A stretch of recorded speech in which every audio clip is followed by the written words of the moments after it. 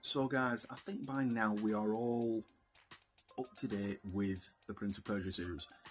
It's a brilliant set of games. However, that only applies to very few of them, for obvious reasons, which I'll go into very, very subtly in this video. However, my favourite Prince of Persia games are always going to be the Sands of Time trilogy, which is the Sands of Time, Warrior Within, and Two Thrones, which they were very different from each other, essentially, but they acted as a full trilogy. Now, when this trilogy ended, people were kind of upset because they wanted more of it, and with all good reason, honestly. It is one of the best set of games known to man, in my opinion. So much so that if it wasn't for those games, I wouldn't have got into Assassin's Creed, which is now very much kind of like my go-to game for adventure and whatever else. And it's continued like that for years and years. But within the space of Prince of Persia disappearing and Assassin's Creed taking the bigger helm, there had been two other games in the Prince of Persia series. Now, I'm not going to say that these are the best games on the planet. However, one of them did surprise me in the way it played and its story. But what's bizarre is that it's set in between this trilogy, which kind of boggles the mind. It just doesn't kind of compute on me. However, it doesn't make it any less of a good game. It is a good game and it always will be.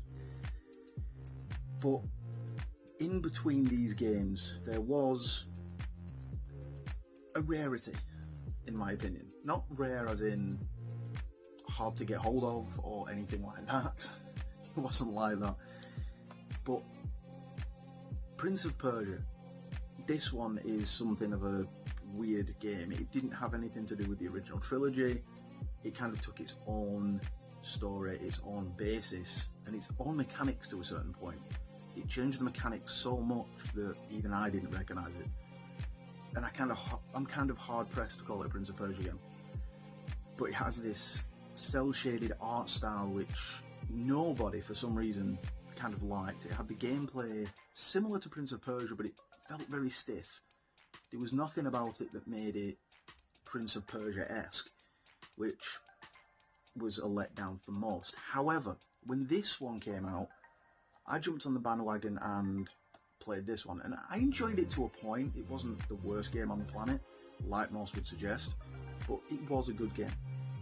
So, with that said, we come to the one which surprised me as a Prince of Persia fan for many years. The first one I played was on DOS, and that in itself was, well, pretty cool. But saying that, this game made me kind of want the older Prince of Persia back. And we are suddenly getting that with a remake of Sands of Time, which is, I'm already on board. I'll play that the hell out of that. I'm good. I'm going to have that no matter what. But in between the first and second game's story, there was this game's story. And yes, it takes place in between the Sands of Time and the Warrior Within. Not sure why, because it didn't need that. Not at all. It didn't need anything like that, but still, it holds up okay. If anything, it's very easy of a game, and I kind of clocked my way through it for quite some time. But Prince of Persia: The Forgotten Sands. Now, this, like I said, takes place in between the Sands of Time, and also takes place before Warrior Within. And you can kind of see the style they were going for. You can see what kind of story they were going for. The story basically takes place where you go and visit Malik's brother, and he kind of understands that his brother is better than him as leader, and he is sent to his brother to try and take on some of those leading roles, shall we say. But when he arrives, there is a war going on. He sees explosions and warriors and whatever else, and that kind of suggests that there is things wrong. But with that being said, this game doesn't quite feel like the Prince of Persia free run thing that the others do.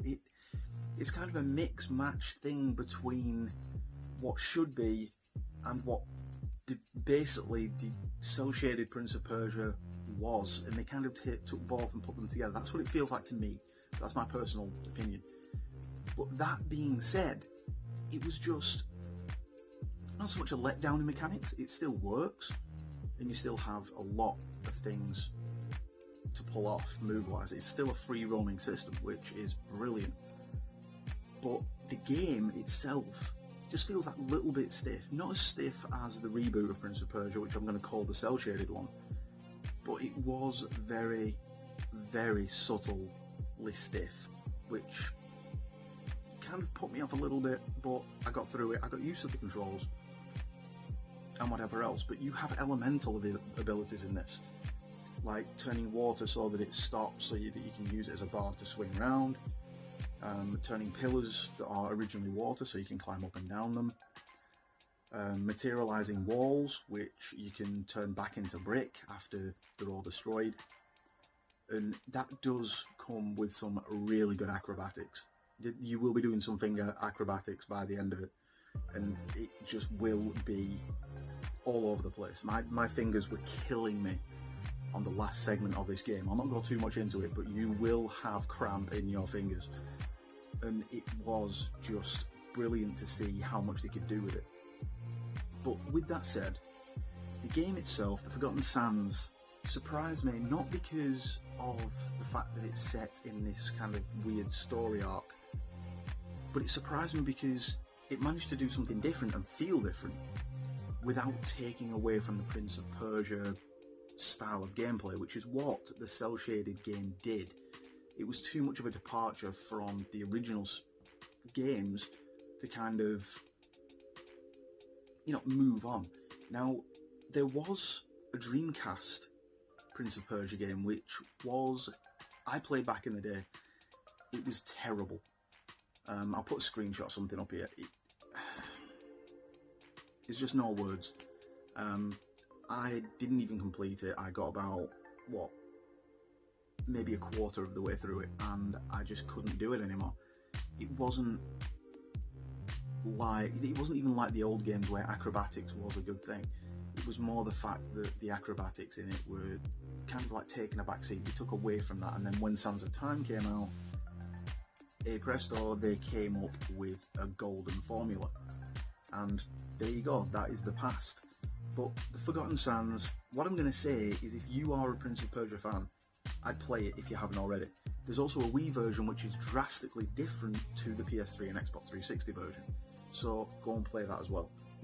So, my thoughts on it. I love the game personally, and it surprised me not because it lands in this weird story arc, it's because it managed to hold up mechanic-wise, and it was brilliant.